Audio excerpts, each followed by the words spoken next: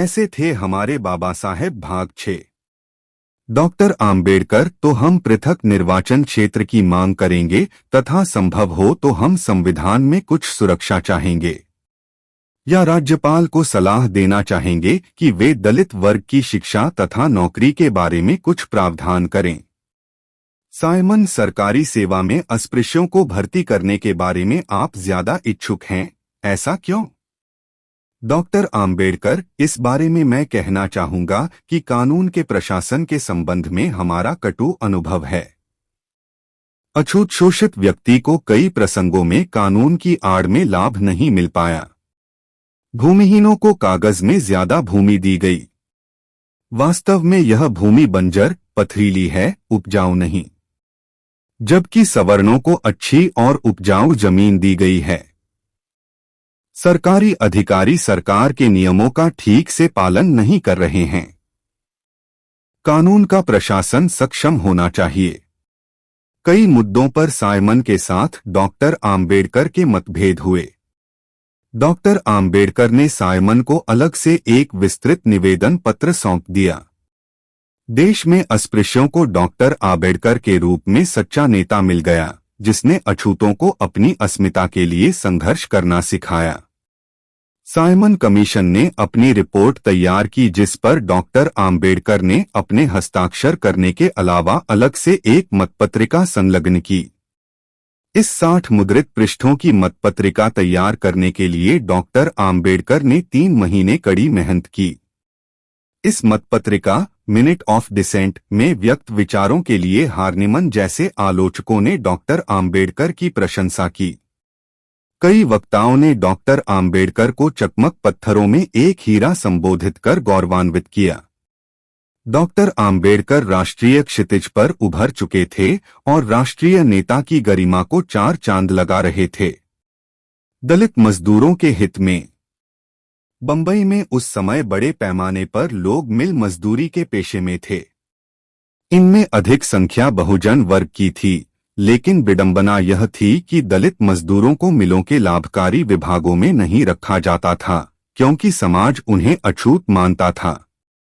उनसे हमेशा कठोर एवं अस्पृश्य काम ही लिए जाते थे, जबकि उच्च वर्गों के मजदूरों को हमेशा ही लाभकारी एवं आरामदायक कामों पर ही लगाया जाता था। इस असमानता की भावना को लेकर डॉक्टर आम्बेडकर काफी दुखी रहते थे। इसी दौरान वर्ष 1928 से 29 में बंबई में कपड़ा मिल मजदूरों की लंबी हड़ताल हुई। यह हड़ताल 6 महीनों तक रही थी। इन 6 महीनों के लंबे संघर्ष में दलित मजदूरों की हालात अन्य मजदूरों से ज्यादा खस्ता थी, क्योंकि उनके पास जमीनें नहीं थीं। उनकी रोजी रोटी का आधार यही मजदूरी थी। वे काम पर तो लौटना चाहते थे, लेकिन अन्य मजदूरों के संगठन उन्हें धमकियां देते थे, यदि काम पर लौटे तो हाथ पांव तोड़ दिए जाएंगे। ऐसे नाजुक मौके पर डॉक्टर आम्बेडकर उनकी सहायता के लिए आगे आए। हालांकि यह काम जोखिम भरा था, लेकिन उन्होंने इसे बखूबी अंजाम दिया। वे ईडी सूसन ग्रुप के मैनेजर फेडरिक स्टोन से मिले। उन्होंने उनसे एक समझौता किया कि यदि वे हमारे लोगों को लाभदायक विभागों में लगाएंगे तो मैं उन्हें काम पर पुनः भिजवा दूंगा। उनकी शर्त मान ली गई और मजदूर काम पर लौट आए। इस काम के लिए उन्हें कई गुमनाम धमकियां मिली, लेकिन उन्होंने इनकी जरा भी परवाह नहीं की। गोलमेज सम्मेलन में सन 1930 के आसपास देश भर में आजादी के दीवाने अंग्रेजों को देश से बाहर करने के लिए संघर्ष कर रहे थे। वे अपने देश में अपने लोगों द्वारा अपने लोगों का शासन चाहते थे। इन दिनों देश की आजादी का आंदोलन जोर पकड़ चुका था।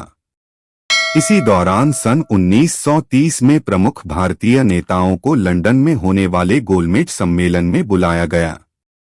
इसमें डॉक्टर आम्बेडकर को भी अछूतों के प्रतिनिधि के रूप में आमंत्रित किया गया। अक्टूबर सन 1930 को डॉक्टर आम्बेडकर और राव बहादुर श्रीनिवासन अछूत जातियों के प्रतिनिधि के रूप में लंदन रवाना हुए।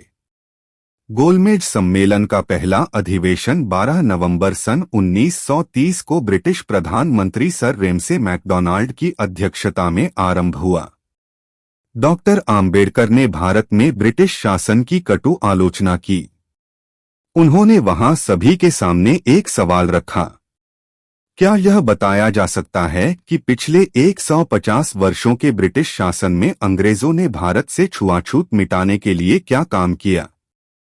क्या ऐसी सरकार किसी के लिए कुछ भी काम? प्रथम राउंड टेबल कॉन्फ्रेंस में भाग लेते डॉक्टर आम्बेडकर। इस सम्मेलन में डॉक्टर आम्बेडकर सबसे अधिक बोले, किंतु वह मानवता और सामाजिक न्याय के लिए ही बोले। उन्होंने कहा, मजदूर और किसानों का शोषण करने वाले पूंजीपति और जमींदारों की रक्षक सरकार हम नहीं चाहते। हम अपना दुख स्वयं दूर करेंगे और उसके लिए हमारे हाथों में राजनीतिक सत्ता होनी चाहिए। वह जमाना लद गया जब सात सपार बैठकर आप लोग फैसला करते थे और भारत उसको मानता था। वह जमाना कभी नहीं लौटकर आने वाला। डॉक्टर आम्बेडकर ने अपने भाषण में ब्रिटिश राज स्थान पर औपनिवेशिक स्वराज्य की मांग का समर्थन किया। इस प्रकार कहा जा सकता है कि गांधी, नेहरू जैसे नेताओं ने तो 1942 में अंग्रेजों भारत छोड़ो का नारा दिया था, जबकि हमारे बाबा साहेब डॉक्टर आम्बेडकर ने तो सन 1930 में ही अंग्रेजों भारत छोड़ो की आवाज बुलंद कर दी थी।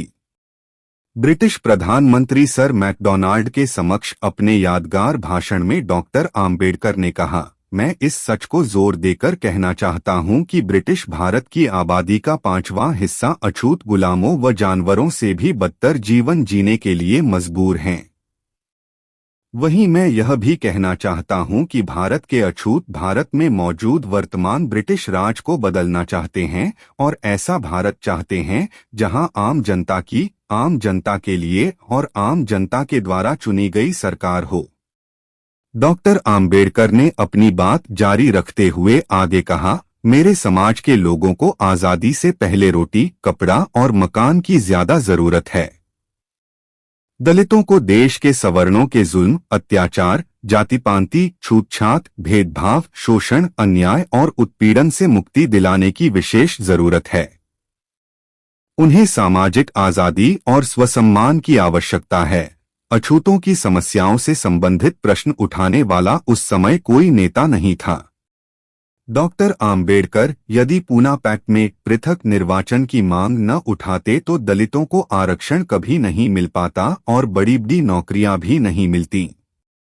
राजनीति में डिप्टी स्पीकर, प्रधानमंत्री, उप प्रधानमंत्री, राष्ट्रपति, उपराष्ट्रपति, राजदूत, मुख्यमंत्री एवं राजदूत जैसे पद अछूतों को कभी भी प्राप्त न होते।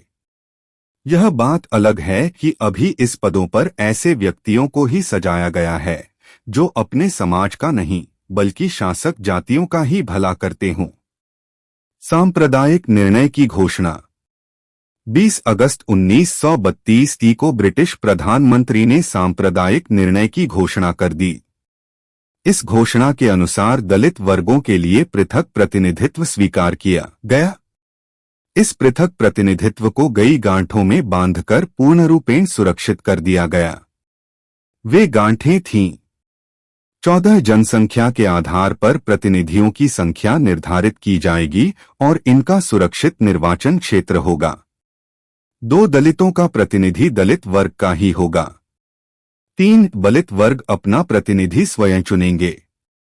अन्य कोई भी इस चुनाव में अपना मताधिकार का प्रयोग नहीं करेगा। 4 दलित वर्ग सामान्य निर्वाचन क्षेत्र में भी अपना मताधिकार का प्रयोग करेंगे। दलितों को उस क्षेत्र में प्रत्याशी होने का भी अधिकार होगा। 5 इन सारे प्रावधानों को 25 वर्षों का चरण बनाकर 4 गांठें दे दी गईं। अर्थात दलितों की सामाजिक और राजनीतिक स्थिति में जब तक सुधार नहीं होगा 4 चरणों तक प्रावधानों की अवधि बढ़ती रहेगी। ये अंतिम गांठें थीं। दूसरे गोलमेज सम्मेलन में कुछ समय बाद सन 1931 में लंदन में दूसरा गोलमेज सम्मेलन बुलाया गया। इसमें कांग्रेस और हिंदुओं की ओर से गांधी जी सम्मिलित हुए। भारत के अछूतों की ओर से डॉक्टर आम्बेडकर और श्रीनिवासन भी इस सम्मेलन में उपस्थित थे। डॉक्टर आम्बेडकर ने दूसरे सम्मेलन में कहा कि भारत की पिछड़ी जातियों के लिए अलग चुनाव क्षेत्र होने चाहिए। हिंदू धर्म ने तो उन्हें दुर्व्यवहार और पीड़ा का अपमान भरा जीवन ही दिया है। सम्मेलन में मुसलमानों के भी प्रतिनिधि गए थे। आपसी मेलजोल के अभाव में यह सम्मेलन सफल न हो सका, लेकिन डॉक्टर आम्बेडकर ने अछूतों की दुर्दशा को जिस बानगी के साथ दुनिया के सामने रखा, उससे उनकी कीर्ति में दिन दूनी रात चौगुनी बढ़ोतरी हो गई। बंबई लौटने पर उनका जोरदार स्वागत हुआ। पूरे देश में उनकी जय जयकार हुई। करोड़ों अछूतों ने उस दिन से उन्हें अपना नेता स्वीकार किया। लाखों लोग उनके एक ही इशारे पर मरने मारने को तैयार हो गए। इस तरह से सामाजिक परिवर्तन के वे अगुवा नेता बन गए। वह जहां भी जाते उनके पीछे उनकी दीवानी जनता की अपार भीड़ भी उमड़ पड़ती। रात हो या दिन, गर्मी हो या बरसात, किसी भी मौसम में, किसी भी समय जब वे कोई भी सभा करते, लोग उमड़े चले आते। देश में चारों तरफ उनका नाम हो गया। जगह जगह से उनको बुलाया जाने लगा। वह करोड़ों दलित और शोषितों के दिलों की धड़कन बन गए, उनके हृदय सम्राट बन गए। तीसरे गोलमेज सम्मेलन में भाग लेते बाबा साहेब डॉक्टर आम्बेडकर। कितने कठिन थे वे दिन जब डॉक्टर आम्बेडकर एक तरफ तो देश की आजादी के लिए लड़े तो दूसरी तरफ इस देश में रहने वाले करोड़ों दलितों की आजादी के लिए भी जूझ रहे थे। भारत के हिंदू अंग्रेजों के गुलाम थे और भारत के अछूत हिंदुओं के गुलाम। इसलिए वह अक्सर कहा करते थे कि इस देश के अछूत गुलामों के भी गुलाम हैं। आठ एक की आजादी के साथ साथ दूसरे की आजादी भी बहुत जरूरी है।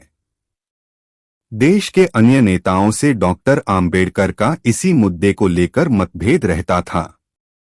उनके अनुसार राजनीतिक आजादी के साथ साथ सामाजिक और आर्थिक आजादी भी जरूरी है। गांधी जी से उनका दलितों के लिए पृथक निर्वाचन के बारे में काफी मतभेद रहा था। डॉक्टर आम्बेडकर का कहना था कि हमने अलग निर्वाचन मंडल का रास्ता इसलिए चुना ताकि अपने मामले व समस्याएं निर्धारित करने में हमें सवर्ण हिंदुओं की कृपा पर निर्भर न रहना पड़े। जबकि गांधी जी ने अछूतों के पृथक राजनीतिक अस्तित्व को मान्यता दिए जाने का विशेष रूप से विरोध किया। गांधी जी सोचते थे कि अस्पृश्यता हिंदू धर्म का कलंक है और निकट भविष्य में यह मिट जाएगा, लेकिन पृथक निर्वाचन इस घाव को सदा हरा बनाए रखेगा। उधर डॉक्टर आम्बेडकर का ऐसा विचार था कि पृथक निर्वाचन, वयस्क मताधिकार और संवैधानिक मौलिक अधिकारों से उनको पूर्ण सुरक्षा प्राप्त होगी। मालवीय जी मेरे हाथ का पानी पीकर दिखाओ। गोलमेज कॉन्फ्रेंस की अल्पसंख्यक समस्या कमेटी की बैठक प्रधानमंत्री रैमजे मैकडोनाल्ड की अध्यक्षता में हो रही थी। डॉक्टर आम्बेडकर ने इसमें मांग की कि अछूतों की पृथक निर्वाचन प्रणाली स्वीकार की जाए। इसका अर्थ था कि मुसलमान, सिख, एंग्लो इंडियन के समान अछूत भी हिंदू नहीं है। मालवीय जी ने आवेश में आकर कहा कि डॉक्टर आम्बेडकर मेरा भाई है। आम्बेडकर ने तुरंत उठकर कहा, महामना मालवीय जी ने मुझको अपना भाई कहा है। पानी का भरा गिलास लाए हुए डॉक्टर आम्बेडकर ने ब्रिटिश प्रधानमंत्री की सभा में रखकर पूछा, क्या महामना मालवीय मेरे हाथ का पानी पीने को तैयार हैं? किंतु जो व्यक्ति अपनी पत्नी का बनाया भोजन नहीं करता उससे डॉक्टर आम्बेडकर का दिया पानी पीने की आशा कैसे की जा सकती थी? महामना को सदियों का चिरंतन संस्कार यह करने से रोक रहा था। यदि वह डॉक्टर आम्बेडकर का दिया पानी पी लेते तो हिंदू धर्म में एक क्रांति हो जाती। यह तथ्य भारत सरकार के प्रकाशन विभाग द्वारा प्रकाशित एवं अवनींद्र कुमार विद्यालंकार द्वारा लिखित पुस्तक मदन मोहन मालवीय में दर्ज है। तीसरी गोलमेज कॉन्फ्रेंस में डॉक्टर आम्बेडकर 17 नवंबर 1932 को तीसरा गोलमेज सम्मेलन आरंभ हुआ। इस बार पहले की अपेक्षा सदस्यों की संख्या बहुत कम थी। इस सम्मेलन में दलितों और महिलाओं को पहले से अधिक संख्या में प्रतिनिधित्व की स्वीकृति दी गई। डॉक्टर आम्बेडकर ने जन्म, जाति और धर्म पर आधारित भेदभाव स्वीकार करने वाले कानून समाप्त करने के लिए पुरजोर बहस की। प्रधानमंत्री को अलग से एक मांग पत्र भी दिया। 23 जनवरी 1933 को डॉक्टर आम्बेडकर लंदन से बंबई वापस आ गए। भाषाई प्रांतों पर राय। जब भाषा के आधार पर कर्नाटक को बंबई प्रांत से पृथक करने का प्रस्ताव आया था, तब उन्होंने जोरदार शब्दों में इसे अमान्य करते हुए अपने प्रतिवेदन में लिखा था, मेरी राय में आज के समय की सबसे बड़ी जरूरत यह है कि भारतीयों के दिलों में एक सार्वजनीन राष्ट्रीयता की भावना पैदा की जाए। ऐसा न हो कि वह सोचे कि पहले वह भारतीय हैं, उसके बाद हिंदू, मुसलमान, सिंधी या कुछ अन्य हैं। इसके विपरीत वह ऐसा सोचे कि वह केवल भारतीय हैं, भारतीय के अतिरिक्त कुछ नहीं हैं। ऐसा होने पर क्षेत्रीयता और संप्रदायवाद की भावनाएं कभी फिर नहीं उठ पाएंगी। इसी संदर्भ में यह जानना भी जरूरी है कि जब मुसलमानों ने भी पृथक मताधिकार की मांग की तो उन्होंने इसे गैरजरूरी बताया था। उन्होंने अपने मत की पुष्टि में कहा था कि मुसलमान अकेले भारत में ही अल्पसंख्यक नहीं हैं। वे बल्गेरिया, ग्रीस, रोमानिया आदि देशों में भी अल्पसंख्यक हैं, किंतु वहां वे इस तरह। वीडियो अभी बाकी है। जरूरी सूचना के लिए वीडियो को रोका गया है। कृपया कर इस जाहिर सूचना को ध्यान से सुनें और हमें सहयोग करें।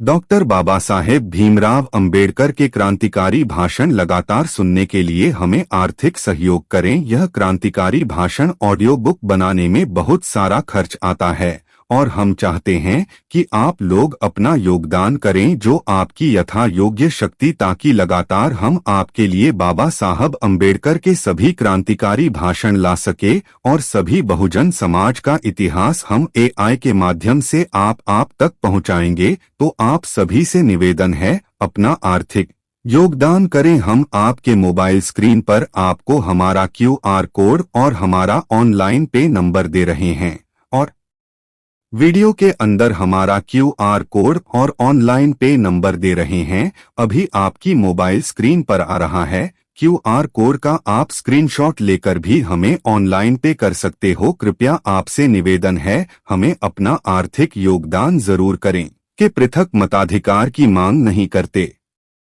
उन्होंने मुसलमानों की इस मांग को राष्ट्र विरोधी करार दिया था। यहाँ यह भी महत्वपूर्ण है कि जब डॉक्टर आम्बेडकर का यह प्रतिवेदन सामने आया था, तब उनके विचारों की स्पष्टता एवं दूरगामी दृष्टिकोण के चलते पत्रकारों ने उन्हें महान राष्ट्रवादी, महान राजनेता, महान देशभक्त कहकर अपनी गलती स्वीकार की थी। आम्बेडकर गांधी वार्तालाप। जब बाबा साहेब डॉक्टर आम्बेडकर तथा गांधी जी के बीच अस्पृश्यता को लेकर वार्तालाप हुआ था, तब गांधी की उम्र 62 वर्ष और डॉक्टर आम्बेडकर जी की उम्र 40 वर्ष की थी। उनके बीच जो वार्तालाप हुआ था उससे जहां डॉक्टर आम्बेडकर की स्पष्टवादिता का पता चलता है, वहीं गांधी जी के अस्पृश्यों के प्रति बनावटी प्रेम और हिंदू धर्म एवं उसकी अमानवीय वर्ण व्यवस्था के प्रति अगाध श्रद्धा का पता चलता है। डॉक्टर आम्बेडकर और गांधी के बीच वार्तालाप जगत प्रसिद्ध है। उन्हें गांधी जी का निम्न पत्र मिला। प्रिय में आम्बेडकर, यदि आपके पास समय हो तो मैं आज रात्रि 8:00 बजे आपसे मिलने का इच्छुक हूं। यदि आपको मुझसे मिलने में असुविधा न हो तो मैं खुशी से आपके निवास पर आ सकता हूं। आपका विश्वासु एम के गांधी। इस चिट्ठी से पता चलता है कि गांधी जी डॉक्टर आम्बेडकर के स्वाभिमानी स्वभाव के बारे में सुन चुके थे। उसी दिन डॉक्टर आम्बेडकर सांदली से लौटे थे।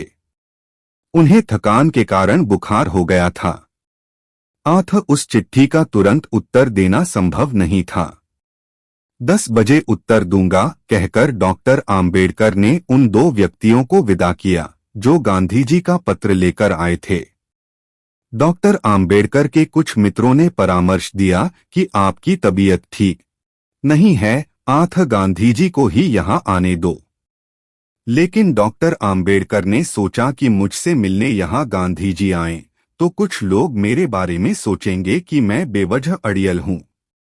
वे बुखार में तप रहे थे, फिर भी उन्होंने अपने सचिव मां शिवतरकर के हाथों प्रातः 11 बजे गांधी जी के नाम चिट्ठी लिख भेजी। डॉक्टर को बुलाकर दवाई ली। उस समय उन्हें 106 डिग्री बुखार था, इसलिए डॉक्टर ने उन्हें इधर उधर जाने से मना कर दिया। पुनः उन्होंने गांधी जी को सूचित किया, आज मुलाकात नहीं हो सकती, अगली तिथि बता दूंगा। द्वितीय गोलमेज सम्मेलन में जाने से पूर्व गांधी जी से चर्चा करना जरूरी समझने पर डॉक्टर आम्बेडकर 14 अगस्त को 2 बजे समय लेकर मणि भवन पहुंचे। गांधी जी के कक्ष में कुछ अनुयायियों के साथ डॉक्टर आम्बेडकर पहुंचे तब गांधी जी ने उनकी अनदेखी कर दी और अन्य लोगों के साथ से बातचीत में लगे रहे। कुछ देर पश्चात गांधी जी ने आम्बेडकर की ओर देखा तो गांधी जी को डॉक्टर आम्बेडकर के मुख पर विद्वता का तेज दिखाई दिया। औपचारिक प्रश्नोत्तर के बाद गांधी जी और डॉक्टर आम्बेडकर में लगभग 1 घंटे तक वार्तालाप हुआ। इस मुलाकात में डॉक्टर आम्बेडकर के अलावा शिवतरकर, डोलस, शाह उपशाम, कांबले, घोरपड़े और केशवराव जेधे भी शामिल थे। अपने पाठकों के लिए यह बताना जरूरी हो जाता है कि बाबा साहेब डॉक्टर आम्बेडकर और मी गांधी के बीच 3 मुलाकातें हुई थीं। प्रथम मुलाकात 14 अगस्त 1931 को 2 बजे मुंबई के मणिभवन में, दूसरी मुलाकात 4 फरवरी 1933 को यरवदा जेल, पूना में तथा तीसरी मुलाकात 23 अप्रैल 1933 को यरवदा जेल, पूना में हुई थी। परम देशभक्त प्रोफेसर रामनाथ जी का कहना है कि लोगों ने जेल जाने, उपवास करने, धरना प्रदर्शन व सत्याग्रह को ही स्वतंत्रता संग्राम की कसौटी समझ लिया तथा डॉक्टर आम्बेडकर के संबंध में हमने विद्या सर्वत्र पूज्यते को नहीं स्वीकारा। इसलिए डॉक्टर आम्बेडकर के बारे में फैलाई गई भ्रांतियों का निवारण अनिवार्य हो जाता है। स्वतंत्रता संग्राम में हमारे स्वतंत्रता सेनानी यदि हाथ पे थे तो डॉक्टर आम्बेडकर मस्तिष्क। दुनिया में कोई भी जंग बिना मस्तिष्क के पूरी तरह नहीं लड़ी जा सकती। कोलंबिया विश्वविद्यालय में ईस्ट इंडिया कंपनी का प्रशासन एवं वित्त शीर्षक से उन्होंने 1915 में एम.ए. की थीसिस लिखी। तब उनकी उम्र 24 वर्ष की थी। इसमें अंग्रेजों के खिलाफ तीखी एवं व्यंग्यपूर्ण भाषा देखी जा सकती है। वे लिखते हैं, अंग्रेजों ने मराठा, नेपाल। एक बाबा साहेब डॉक्टर आम्बेडकर और गांधी जी के मध्य हुई 3 मुलाकातों का विस्तृत ब्यौरा डॉक्टर अनिल गजभिये द्वारा अनुदित और समयक प्रकाशन द्वारा प्रकाशित माननीय रत्नाकर गणवीर जी की पुस्तक आम्बेडकर गांधी 3 मुलाकातें का अध्ययन किया जा सकता है। हमारे बाबा साहेब बटा 79। बर्मा, अफगान सिखों व 1857 के स्वतंत्रता संग्राम के खिलाफ युद्ध छेड़ने के बाद ब्रिटिश राज्य भारत को तोहफे के तौर पर दिया है। उन्होंने तब लिखा था कि ईस्ट इंडिया कंपनी पर इन संग्रामों को कुचलने के कारण 7 करोड़ तथा अकेले स्वतंत्रता संग्राम को दबाने के लिए 4 करोड़ पौंड का कर्ज पड़ा। यह कर्ज भारत की गरीब जनता के मत्थे मढ़ा गया, जबकि यह ब्रिटिश सरकार को वहन करना चाहिए था। बड़ी बेबाकी से उन्होंने 1858 के इंडिया एक्ट को इंग्लैंड का फायदा तथा भारत का हर्जाना की संज्ञा दी। डॉक्टर आम्बेडकर की देशभक्ति का सफर अगले पड़ाव पर पहुंचकर और भी गदगद करता है। बाद में जब उन्होंने PhD की थीसिस लिखी जिसका शीर्षक था ब्रिटिश भारत के प्राचीन वित्त का इतिहास, इसमें उन्होंने ब्रिटिश नौकरशाही का तथ्यों व आंकड़ों सहित पूरी निर्भीकता से भंडाफोड़ तथा उनके साम्राज्यवादी षड्यंत्रों को चाक चाक कर दिया। इसी थीसिस में वे ब्रिटिश नौकरशाही को न केवल अनुदार बल्कि गैर जिम्मेदार भी सिद्ध करते हैं। अपनी थीसिस में उन्होंने दिखाया है कि पूरे का पूरा पैसा शिक्षा, कृषि व उद्योगों की बजाय नौकरशाही पर खर्च किया गया। इसी थीसिस से घबराकर अंग्रेजों ने royal commission on Indian currency Bharat भेजा था। जब यह कमीशन भारत आया तब इसके साथ सभी सदस्यों के हाथों में उपरोक्त थीसिस की प्रतियां थीं। डॉक्टर आम्बेडकर ने उस कमीशन को ज्ञापन भी दिया था। उन्होंने उस कमीशन के सामने जो बहस की थी वह 35 पृष्ठों में छपी थी। ये पृष्ठ देशभक्ति के पक्के रंग में रंगे हुए थे। उनकी महान देशभक्ति का अगला कारनामा लंदन यूनिवर्सिटी थी। उनकी डीएससी की थीसिस द प्रॉब्लम ऑफ रुपए की समस्या है। अंग्रेज परीक्षकों ने इसे साम्राज्यवाद विरोधी व बगावती तक घोषित कर दिया था। बड़े संघर्ष के बाद यह थीसिस स्वीकृत हो पाई थी। लंदन स्कूल ऑफ साइंस के प्रोफेसर जे लास्की ने तो यहां तक कह दिया था कि डॉक्टर आम्बेडकर की पूरी रिसर्च में एक क्रांतिकारी की बू आती है। इसी थीसिस में बड़े निडर होकर उन्होंने यह सिद्ध कर दिखाया था कि किस प्रकार भारतीय रुपये की कीमत को पौंड से जोड़कर भारतीय धन का बहाव ब्रिटिश खजाने की तरफ कर दिया गया तथा इसी हेराफेरी से भारत में गंभीर आर्थिक संकट खड़ा हो गया है। इसी थीसिस का निचोड़ था जिसे भारतीय स्वतंत्रता सेनानियों ने अंग्रेजों के खिलाफ हथियार के रूप में प्रयोग किया था। डॉक्टर आम्बेडकर की देशभक्ति का अगला उदाहरण है क्रिप्स योजना की आलोचना।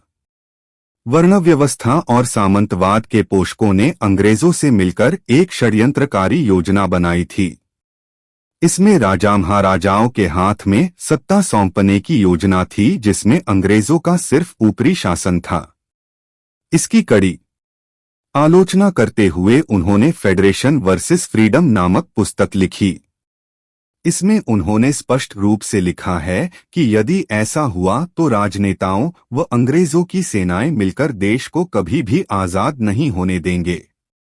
22 फरवरी 1931 को डॉक्टर आम्बेडकर लंदन से बंबई लौटे। अब तक वे दुनिया भर में अच्छे खासे चर्चित हो चुके थे। अन्य नेताओं के साथ गांधी जी भी उनसे प्रभावित हुए थे और वह उनसे मिलना भी चाहते थे। बाद में 14 अगस्त 1931 को अहमदाबाद के मणि भवन में दोनों नेताओं की मुलाकात हुई। प्रथम गोलमेज सम्मेलन में डॉक्टर आम्बेडकर के भाषण से बहुत प्रभावित होकर गांधी जी ने स्पष्ट कहा था, डॉक्टर आम्बेडकर, पहले गोलमेज सम्मेलन में आपके भाषणों के समाचारों से मैं समझ गया हूं कि आप महान देशभक्त हैं। पूना पैक्ट। सन 1916 में मुसलमानों ने इस देश में पृथक निर्वाचन की मांग की थी। लोकमान्य तिलक जैसे नेता ने लखनऊ कांग्रेस में उनके साथ रहकर समझौता किया और उन्हें पृथक प्रतिनिधित्व दिलवाया। उस समय न तो पृथक प्रतिनिधित्व की मांग करने वाले ही अराष्ट्रीय राष्ट्रद्रोही माने गए और न ही पृथक प्रतिनिधित्व स्वीकार करने वाले। तब डॉक्टर आम्बेडकर ने यदि पृथक प्रतिनिधित्व की मांग की तो उसमें ऐसा क्या गलत था जिसके लिए गांधी जी अपने प्राणों तक की बाजी लगाने को उतारू हो गए। स्वयं को महान देशभक्त सिद्ध करते हुए उन्होंने कहा था, मेरी भूमिका का इस देश में यथार्थ आकलन नहीं हुआ है। मेरे बारे में कई गलत फहमियां हैं। अध्यक्ष महोदय, मैं प्रतिज्ञापूर्वक कहता हूं कि जब भी मेरे निजी स्वार्थ और देशहित में संघर्ष हुआ तो मैंने देशहित को ही प्राथमिकता दी और स्वहित को गौण समझा। स्वहित बुद्धि से मैंने कभी जीवन मार्ग ही नहीं अपनाया है।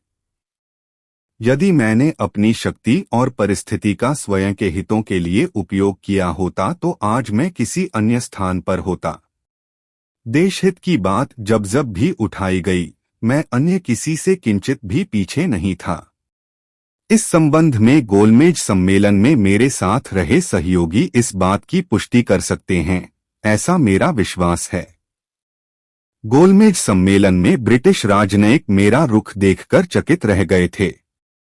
उनकी दृष्टि से अनावश्यक प्रश्न पूछने वाला मैं एक नटखट बालक सा बन गया था। किंतु मैं इस देश की जनता के मन में किसी भी प्रकार की शंका नहीं रहने दूंगा। मैं एक और निष्ठा से बंधा हुआ हूं। उससे मैं कभी अलग नहीं हो सकता।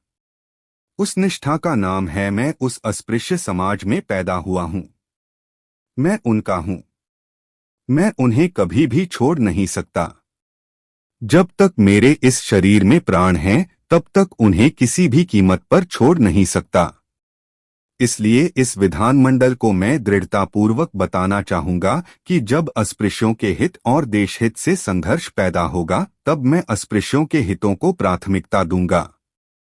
जमात अस्पृश्यों पर अत्याचार कर रही हो, वह देश के नाम से बोल रही हो, उसे मैं अनुमोदित नहीं कर सकता। यह मेरी भूमिका प्रत्येक व्यक्ति को प्रत्येक स्थान पर जान लेनी चाहिए। देशहित और स्वहित में जब संघर्ष होगा तो मैं देशहित को प्रथम स्थान दूंगा। समाजहित या देशहित में जब संघर्ष होगा तो मैं अस्पृश्य वर्ग के हितों का ही पक्ष लूंगा। जब गांधी जी की जान पर आन बनी तो उस समय अछूतों और पिछड़ी जातियों के राजनीतिक हितों तक का बलिदान करके डॉक्टर आम्बेडकर ने गांधी जी की जान बचाई।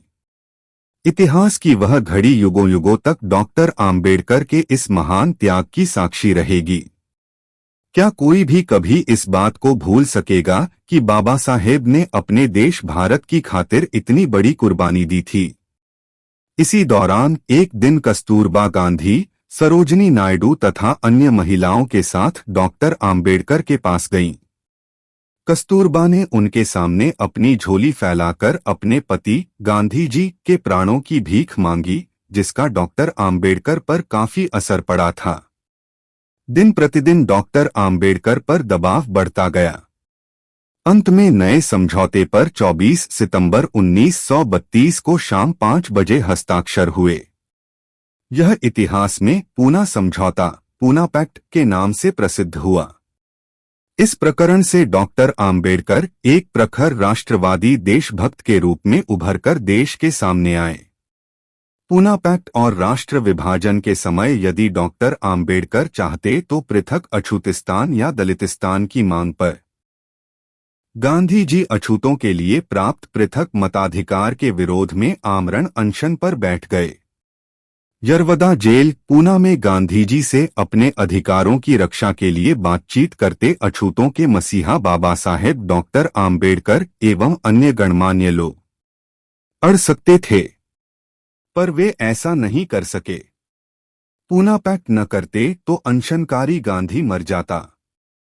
डॉक्टर आम्बेडकर ने पूना पैक्ट पर हस्ताक्षर करके न सिर्फ गांधी को जीवनदान दिया, बल्कि करोड़ों लोगों को कत्लेआम का शिकार होने से बचा लिया। पूना पैक्ट को ब्रिटिश सरकार ने भी स्वीकार कर लिया और मैकडॉनल्ड के सांप्रदायिक समझौते को रद्द कर दिया गया। इस प्रकार गांधी जी के धर्महेट के कारण दलितों के विकास कार्यक्रम की भ्रूण हत्या ही की दी गई। पूरे देश में डॉक्टर आम्बेडकर ऐसे महापुरुष हुए जिन्होंने अपने महान कार्यों के बल पर इस देश के सवर्ण हिंदुओं को सोचने पर मजबूर कर दिया। सदियों से सड़ीगली परंपराएं अपने आप टूटने लगीं। ऊपरी मन से ही सही पर अछूतों के प्रति सवर्ण हिंदुओं के मन में परिवर्तन हुआ। अछूतों को कुओं, तालाबों, सड़कों, विद्यालयों आदि सभी सार्वजनिक स्थानों का उपयोग करने के लिए अधिकार दे दिए गए। इस संबंध में कई कानून भी बने। अस्पृश्यता निवारक संघ की भी स्थापना हुई। इस तरह अछूतोद्धार के काम में तेजी आई। आंदोलन को सफल बनाने के लिए गांधी जी ने देश भर में भ्रमण किया। यद्यपि उन्हें अधिक सफलता नहीं मिल पाई। मेरा समाज सोया हुआ है, इसलिए मैं जाग रहा हूं। फरवरी सन 1933 में इंग्लैंड में गार्जियन समाचार पत्र के संवाददाता और अमेरिका के न्यूयॉर्क टाइम्स समाचार पत्र के एक प्रतिनिधि भारतीय नेताओं का इंटरव्यू लेने आए। वे सबसे पहले गांधी जी के पास रात्रि के 9 बजे मिलने गए। गांधी जी उस समय सो रहे थे। फिर वे पत्रकार मिस्टर जिन्ना के पास गए, वह भी सो चुके थे। किंतु जब वे पत्रकार डॉक्टर आम्बेडकर के पास मध्यरात्रि में लगभग रात के 12 बजे उनसे मिलने पहुंचे तो यह देखकर उनके आश्चर्य का ठिकाना न रहा कि डॉक्टर आम्बेडकर इतनी रात में भी अपने अध्ययन कक्ष में अध्ययन करने में जुटे हुए थे। उन्होंने डॉक्टर आम्बेडकर से पूछा, डॉक्टर साहब, बहुत आश्चर्य की बात है कि देश के अन्य महान नेता गांधी और जिन्ना साहब हमें सोए हुए मिले और आप अभी तक जागे हुए हैं और हमारी प्रतीक्षा कर रहे हैं। बाबा साहेब ने तुरंत उत्तर दिया, गांधी, नेहरू और जिन्ना साहब आराम से सोए हुए हैं क्योंकि उनकी कौम जागी हुई है। मैं आधी रात में भी जागा हुआ हूं क्योंकि मेरा समाज सोया हुआ है। वह अनभिज्ञ है और उनकी तरह जागरूक नहीं है। दोनों पत्रकार डॉक्टर आम्बेडकर का यह उत्तर सुनकर अवाक रह गए। ऐसे हाजिर जवाब, जागरूक एवं सजग नेता थे हमारे बाबा साहेब। रमाबाई की मृत्यु। यूं तो डॉक्टर आम्बेडकर इतने व्यस्त रहते थे कि उन्हें घर का ध्यान ही नहीं रहता था, पर वह अपनी पत्नी से बेहद प्यार करते थे। वास्तव में रमाबाई डॉक्टर आम्बेडकर की आदर्श पत्नी थीं। उन्होंने सदा अपने पति की हर आज्ञा का पालन किया। वह बराबर अपने पति के सुख और दुख में साथ देती रहीं। रमाबाई ने कभी भी डॉक्टर आम्बेडकर को तनिक भी अपने किसी कार्य से दुख नहीं पहुंचाया। एक दिन रमाबाई को तेज बुखार हो गया। प्रिय पुत्र राजरत्न की अकाल मृत्यु और निरंतर बाबा साहेब की सुरक्षा की चिंता से उनकी तबीयत दिन ब दिन बिगड़ती गई। बीमारी काबू से बाहर हो रही थी। इलाज के लिए कई डॉक्टरों की खुशामद की, पर एक अछूत महिला को कौन इंजेक्शन लगाता। इसी मजबूरी में बेचारी रमाबाई चल बसी। 27 मई 1935 को उनकी मृत्यु से डॉक्टर आम्बेडकर को एक और आघात लगा। उनकी आंखों में आंसू भर आए। जीवन भर जिसने उनकी सेवा की थी, आज वह पुत्र यशवंतराव एवं पति डॉक्टर आम्बेडकर को छोड़कर सदा के लिए विमुख होकर चली गई थीं। बाबा साहेब कहलाएं। आम्बेडकर रमाबाई के निधन से पूरी तरह हिल चुके हैं थे। उन्होंने कमरे में जाकर अंदर से दरवाजा बंद कर लिया। लाख कोशिश करने पर भी उन्होंने दरवाजा नहीं खोला। उनके मित्रों और संबंधियों ने गिड़गिड़ाते हुए देश के करोड़ों दलितों का वास्ता दिया, यशवंत का वास्ता दिया। देश के करोड़ों दलितों को वास्ता दिया तो उन्होंने कई दिनों बाद दरवाजा खुलवाया और कहा, नामालूम कितने सहस्र वर्षों या शताब्दियों के पश्चात दलित और अस्पृश्यता की चक्की में पिसती आ रही अछूत जातियों में आप सरीखा, कानून का, समाजशास्त्र का तथा नेतृत्व ज्ञान का विशेषज्ञ विद्वान उत्पन्न हो पाया है। संत साधु तो हमारी जातियों में पैदा होते ही आए हैं, किंतु कानून का पंडित, राजनीति में दक्ष तथा अर्थशास्त्र में निष्णात पहली बार आपके रूप में जन्मा है। कृपा कीजिए और इस साधु वेश को उतारकर पुनः साहबी वेशभूषा धारण करके हम बेसहारा लोगों की वकालत और नेतृत्व करें। बाबा साहेब इन लोगों की दीन वाणी से जो उन्हें युक्तियुक्त जंची, द्रवीभूत हो गए और उन्होंने सन्यासी का लिबास उतार दिया और अपने लोगों की सामाजिक, राजनीतिक तथा कानूनी सेवा में जुट गए। साधु वेश में प्रकट होने के कारण उनके अनुयायियों ने उन्हें बाबा साहेब कहकर पुकारा। तभी से वे अपने लोगों के बाबा साहेब हो गए। आपने बाबा साहेब का एक फोटो जरूर देखा होगा, जिसमें उनका सिर मुंडा हुआ है और वे साधु वेश में खड़े हुए हैं। यह चित्र रमाबाई के देहांत के पश्चात का है। जब वे सख्त बीमार हो गए तो केवल्यधाम इंस्टीट्यूट, लोनावला में प्राकृतिक चिकित्सा के लिए भर्ती हुए थे। यह चित्र उसी समय का है। मैं ब्रह्मा नहीं हूं। बाबा साहेब रमाबाई की मृत्यु के पश्चात पूरी तरह टूट चुके थे। उनके ऊपर देश भर के दलितों वंचितों के कल्याण का दायित्व था। समय पर भोजन न मिलना, मनपसंद भोजन न मिलना एक समस्या बन चुकी थी। घर पर आने जाने वालों की खातिरदारी के भी लाले पड़ गए थे। जनसभाओं में जाना तो वह रोक नहीं सकते थे, क्योंकि ले देकर यह जनसभाएं ही तो जनजागृति का माध्यम थीं। पत्थर दिल मीडिया तो कभी भी हमारे समाचार प्रकाशित ही नहीं करता था। इसके अलावा दिन रात के सतत अध्ययन से भी बाबा साहेब मुंह नहीं मोड़ सकते थे। बिना जीवन साथी के बाबा साहेब की दिनचर्या उनके साथियों से देखी न गई। एक दिन उनके अनन्य साथी दादा साहब गायकवाड़ ने बाबा साहेब के प्रति सहानुभूति प्रकट करते हुए कहा, बाबा साहेब क्षमा करें, मैं एक परामर्श देना चाहता हूं। मेरी एक साली है, पढ़ी लिखी है, स्वस्थ है तथा सुंदर भी। यदि आप उससे विवाह कर लें तो आपकी कई परेशानियां दूर हो जाएंगी। बाबा साहेब को गायकवाड़ की बात सुनकर गुस्सा आ गया। वे कड़कती हुई आवाज में बोले, क्या आप नहीं जानते कि आपकी शाली मुझे बाबा साहेब कहकर भारतीय वेशभूषा और बाबा साहेब को गांधी जी की तरह लंगोटी पहनना कतई पसंद न था। वे इसे केवल ढकोसला ही मानते थे। वे कहा करते थे कि बहुत मुश्किल से तो हमें ओढ़ने पहनने की स्वतंत्रता मिली है, इस पर भी हम लंगोटी धारण कर लें, यह किसी भी तरह से उचित नहीं है। पर इसका यह मतलब भी नहीं है कि वे भारतीय वेशभूषा से घृणा करते थे। सरकारी निमंत्रण आदि विशेष अवसरों पर वे सदा ही भारतीय पोशाक पहनते थे। उस अवसर पर पहनने की पोशाक काली अचकने, चूड़ीदार पायजामा और काले बूट होते थे। वायसराय के साथ दावतों में, जिनमें उच्च पदाधिकारी अंग्रेजों की संख्या अधिक होती थी, वे सदैव इसी पोशाक में गए। वायसराय के यहाँ दावतों के अवसर पर पहनने के लिए एक विशेष पोशाक थी, जिसके बारे में उन्होंने पहले ही वायसराय से कह दिया था, निमंत्रणों के अवसर पर मैं सदैव इसी भारतीय पोशाक में आऊंगा। आप मुझे बुलाना चाहते हैं तो बुलाइए और न बुलाना चाहें तो न बुलाएं। मैं इसकी परवाह नहीं करता। बाबा साहेब को अपनी मर्जी की पोशाक पहनने की आजादी थी। किसी ने भी उन्हें 4 वर्ष में एक बार भी वायसराय के यहाँ दावतों में किसी दूसरी पोशाक में जाते नहीं देखा था। इससे पता चलता है कि हमारे बाबा साहेब में भारतीय संस्कृति और भारतीयता के प्रति कितना सम्मान था। यूं तो बाबा साहेब के आकर्षक एवं सुंदर शरीर पर हर तरह की पोशाक शोभा देती थी। कभी कभी बाबा साहेब धोती कुर्ता और मराठी साफा पगड़ी भी पहनते थे। बाबा साहेब मात्र मनु महाराज द्वारा दलितों के लिए बनाए गए प्रतिबंधों के विरोध स्वरूप ही अंग्रेजी सूट पहनते थे। परिनिर्वाण देहांत के समय बाबा साहेब के पास 200 सूट मौजूद थे।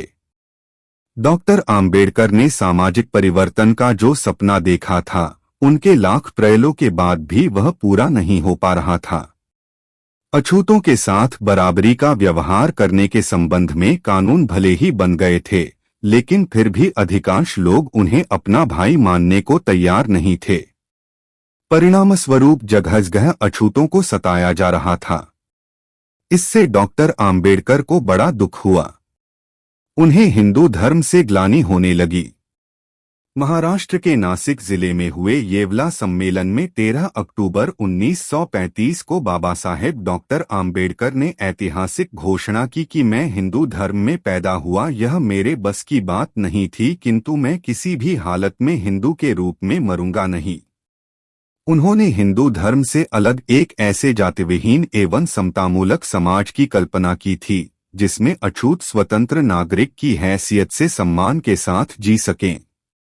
डॉक्टर आम्बेडकर की हिंदू धर्म छोड़ने की घोषणा के बाद समूचा विश्व उनके इस धार्मिक विचार से अवगत हो गया था। इस्लाम धर्म ग्रहण करने के लिए उनके सामने करोड़ों रुपयों की सहायता का प्रस्ताव रखा गया, जिसे उन्होंने स्वीकार नहीं किया। यह उनकी देशभक्ति का स्पष्ट प्रमाण था। बाबा साहेब को यह भी अच्छी तरह मालूम था कि यदि वह अपने करोड़ों अनुयायियों एवं सहयोगियों के साथ ईसाई धर्म में चले गए तो भारत में ईसाइयों की संख्या बहुत अधिक बढ़ जाएगी, जिसके परिणामस्वरूप हो सकता है अंग्रेजी ईसाई भारत को आजाद न करके इसे ईसाई राष्ट्र ही घोषित कर दें। वास्तव में बाबा साहेब को तो ऐसे धर्म की तलाश थी जिसमें आदमी के बीच किसी भी तरह की असमानता न हो, और अंत में उस धर्म तक डॉक्टर आम्बेडकर पहुंच ही गए। वैसे तो छात्र जीवन से ही डॉक्टर आम्बेडकर को बौद्ध धर्म में गहरी रुचि और आस्था थी। बौद्ध धर्म में किसी भी तरह का कर्मकांड और धार्मिक ढकोसला नहीं था। उसमें अच्छे विचार और अच्छे कर्म पर जोर दिया गया था। सदाचार की शिक्षा देने वाला जातिविहीन वर्गविहीन बौद्ध धम्म बाबा साहेब के मनमस्तिष्क को भा गया। उन्होंने महार जाति के एक सम्मेलन में कहा, जो धर्म तुम्हें इंसान नहीं मानता, जो अज्ञानियों को अज्ञानी और गरीबों को गरीब बने रहने के लिए मजबूर करता है, वह धर्म नहीं है बल्कि अभिशाप है। अस्पृश्यता का प्रश्न वर्गकलह का प्रश्न है। अपने आप को अछूत और दूसरों को सछूत मानने वाले दो वर्गों के बीच के संघर्ष का प्रश्न है। जो लोग अपने आप को पवित्र और हमें अपवित्र मानते हैं, अपने आप को ऊंचा और हमें नीच समझते हैं, उनकी मान्यता के अनुसार यह ऊंच नीच की व्यवस्था सनातन है, अर्थात वे सदा पवित्र माने जाने चाहिए और हम सदा ही अपवित्र, वे सदा ऊंचे बने रहें और हम सदा नीचे। क्या हिंदू बने रहते हुए इस बारे में किसी भी प्रकार का परिवर्तन लाया जा सकता है? कदापि नहीं। जब तक हम हिंदू हैं, तब तक हम अन्याय का प्रतिकार नहीं कर सकते। अन्याय का प्रतिकार करने के लिए बल चाहिए, जनबल, धनबल तथा मानसिक बल। हमारे पास इन तीनों बलों में से कोई भी बल नहीं है। हिंदू धर्म की रचना वर्ण कल्पना पर आधारित है। एक व्यक्ति दूसरे व्यक्ति के साथ कैसा व्यवहार करे, इसके बंधन तो धर्म में हैं, किंतु एक व्यक्ति दूसरे व्यक्ति के साथ कैसा व्यवहार न करे, यह शिक्षा हिंदू धर्म में नहीं है। जो धर्म एक को विज्ञ बनाए रखना चाहे और दूसरे को अज्ञ या अनपढ़ बनाए रखना चाहता हो, वह धर्म नहीं है बल्कि लोगों को मूर्ख बनाने का षड्यंत्र है। जो धर्म एक के हाथ में शस्त्र देकर दूसरे को निःशस्त्र बनाए रखता है, वह धर्म नहीं है बल्कि एक के द्वारा दूसरे को पराधीन रखने की चाल है। जो धर्म कुछ लोगों के लिए धन प्राप्त करने का मार्ग खुला रखता है और शेष लोगों को जीवनयापन के लिए दूसरों पर आश्रित रहने की शिक्षा देता है, वह धर्म नहीं, स्वार्थपरायणता है। जो धर्म एक वर्ण को सिर्फ विद्याध्ययन करने, दूसरे को शस्त्र धारण करने, तीसरे को व्यापार करने और चौथे को सिर्फ पहले तीनों वर्णों की सेवा करने की शिक्षा देता है, ऐसा धर्म मुझे स्वीकार नहीं है। एक मनुष्य दूसरे मनुष्य को इतना अधिक पतित समझे कि उसको छूने से भी इनकार करे, ऐसी प्रथा हिंदू धर्म के अतिरिक्त अन्य कहीं भी नहीं है। अस्पृश्यता हिंदू धर्म पर एक कलंक है, ऐसा कुछ लोग कहते हैं, लेकिन एक भी हिंदू ऐसा नहीं मिलेगा जो कहे कि हिंदू धर्म ही अपने आप में एक कलंक है। हम में से जो लोग ईसाई या मुसलमान बन गए, उन्हें हिंदू लोग अस्पृश्य, अछूत नहीं मानते, क्योंकि हम हिंदू ही बने रहे, इसलिए हिंदू हमें अछूत समझते हैं। इसलिए मुसलमान और ईसाई भी, जिनके धर्म में ऊंच नीच भेदभाव की शिक्षा नहीं है, वे भी हमें नीच समझते हैं। इस दास्ता से मुक्ति पाने का धर्मांतरण के सिवाय कोई दूसरा रास्ता नहीं है। हिंदू धर्म मेरी बुद्धि को जंचता नहीं, मेरे मन को भाता नहीं। मनुष्य धर्म के लिए नहीं है, बल्कि धर्म मनुष्य के लिए है। जो धर्म हमारी मनुष्यता की कोई कीमत नहीं समझता, उस धर्म में हम क्यों रहें? जो धर्म हमें पानी तक नहीं पीने देता, उस धर्म में हम क्यों रहें? जो धर्म हमें शिक्षा ग्रहण करने तक के अधिकार से वंचित रखता हो, उस धर्म में हम क्यों रहें? जो धर्म हमें नौकरी में नहीं आने देता और जो हमें बात बात पर अपमानित करता है, उस धर्म में हम क्यों रहें? बाद में जैसे जैसे समय बीतता गया, वैसे वैसे उनका मन हिंदू धर्म से हटता गया और बौद्ध धर्म की तरफ बढ़ता गया। जात पात तोड़क मंडल, लाहौर, दिसंबर 1936 में लाहौर में जात पात तोड़क मंडल द्वारा वार्षिक अधिवेशन का आयोजन किया गया। इसके महामंत्री संतराम B.A. ने बाबा साहेब डॉक्टर आम्बेडकर से इस सम्मेलन की अध्यक्षता करने के लिए प्रार्थना की, जिसे उन्होंने सहर्ष स्वीकार कर लिया। बाबा साहेब ने इस सम्मेलन के लिए बड़ी मेहनत से एक भाषण लिखा, लेकिन भाषण के सार को भांप कर लाहौर के सवर्णों में हड़कंपसा मच गया और उन्होंने तुरंत अपना अधिवेशन ही रद्द कर दिया। कितनी विचित्र बात हुई कि अध्यक्ष के भाषण के खरेपन के कारण अधिवेशन ही रद्द कर दिया गया, किंतु बाबा साहेब ने उक्त भाषण को जातिभेद का बीजनाश नाम से एक पुस्तक के रूप में छपवा दिया। इस भाषण में रोगी भारत की नब्ज पर ठीक तरह अंगुली रखी गई थी, अर्थात भारत का पतन और हिंदुओं के विनाश का कारण उनकी जात-पात व्यवस्था थी। आगे चलकर इसी विषय पर बाबा साहेब की अन्य पुस्तकें अछूत कौन और कैसे, शूद्रों की खोज तथा गांधी और कांग्रेस ने अछूतों के लिए क्या किया प्रकाशित हुई। नवभारत के शिल्पकार। दूसरा विश्व युद्ध जारी था। सरकार का सारा ध्यान युद्ध जीतने पर ही लगा था।